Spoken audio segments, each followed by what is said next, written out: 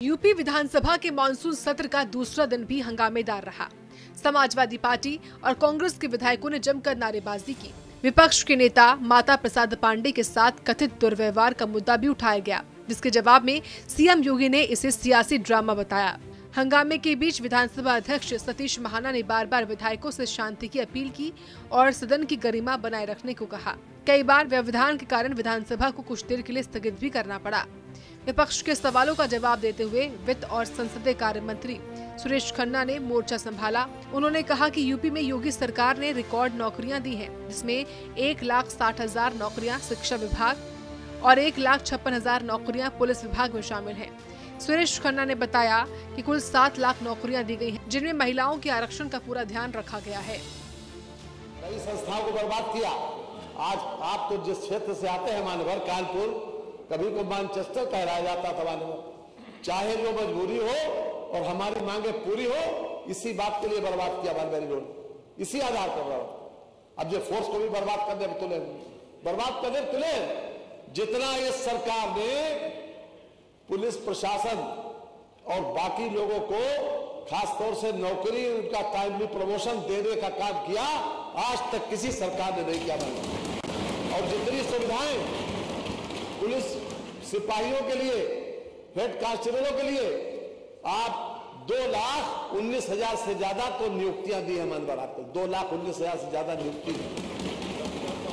और उसमें बाकायदा 20% महिलाओं का रिजर्वेशन दिया। उसके साथ साथ उनको टाइमली प्रमोशन देते हैं मानवर, और उनको आवास की सुविधा दे रहे बराबर। हर पुलिस लाइन में बैरक बनवा रहे हैं। और ये केवल इसी बात के ऊपर, पता नहीं किसने इनको राय दे दी। एक वो आए थे, उन्होंने कहा, वो पता नहीं इंग्लैंड से आए कहां से आए, उन्होंने कहा कि पानी एक बूंद मिल नहीं रहा, बताइए। अब वो ये आदमी कोई हिंदुस्तान का आदमी कह सकता है, ये प्रदेश का आदमी कह सकता है पानी नहीं मिल रहा। ये सवाल जो है। और दूसरे ये इनको मालूम ही नहीं किस दुनिया में रह रहे। जो पुलिस जो सर्विस कंडीशंस हैं उसमें सुधार, वो लोग टाइमली प्रमोशन चाहते हैं, टाइमली उनको प्रमोशन मिला। उनको रहने के लिए अभी तक बैरकें नहीं थी, वो बैरकें बनवाई गई, और हर तरह से उनको रोजगार से लेकर और उनको सुविधायुक्त वातावरण बना दिया गया।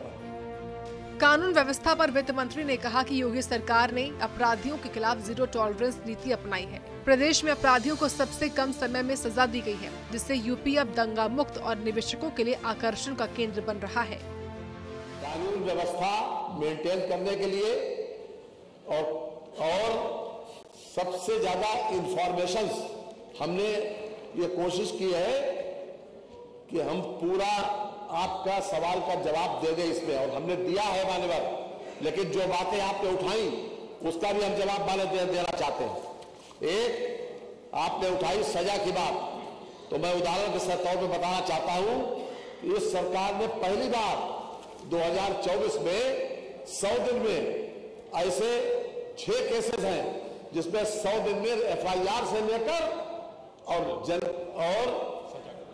सजा तक मात्र 100 दिन में 6 केसेस में सजा दिलवाई मानवर। हम इसका जवाब दे रहे, उदाहरण बता देंगे। बहराइच, सीतापुर, रामपुर, अलीगढ़, अमेठी, इसमें ये क्राइम नंबर सहित हम आपको बताया जा रहा है, आपके पास भेजे जा रहा है। बहराइच में 27 दिन में आजीवन कारावास दिया गया। FIR हुई 17/2/24 को, चार्जशीट लगी 24/2/24 को, निर्णय हुआ 22/3/24 को, और इसको आजीवन कारावास हुआ मान्यवर। ये 500 एक्ट में, आप अभी महिलाओं की बात कर रहे थे मान्यवर, उसकी बात कर रहे हैं। सीतापुर में FIR हुई 14/10/24 को, 28/10/24 को चार्जशीट लगी, 29/11/24 को निर्णय हुआ, आजीवन कारावास हुआ। ये भी 500 एक्ट में 32 दिन के अंदर मानवर। रामपुर, इसमें 8 तारीख को FIR हुई अगस्त को, 19 अगस्त को चार्जशीट लगी, और 21 और 24 को जजमेंट हो गया। 20 वर्ष अथवा अधिक से अधिक सजा, 33 दिन में सजा हो गई मानवर।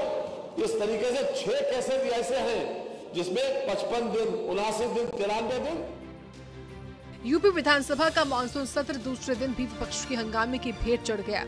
वित्त मंत्री सुरेश खन्ना के बयान ने सरकार की उपलब्धियों को सामने रखा। विधानसभा अध्यक्ष सतीश महाना ने सभी दलों से रचनात्मक चर्चा की अपील की है, ताकि विकास और जनहित के मुद्दों पर ध्यान दिया जा सके।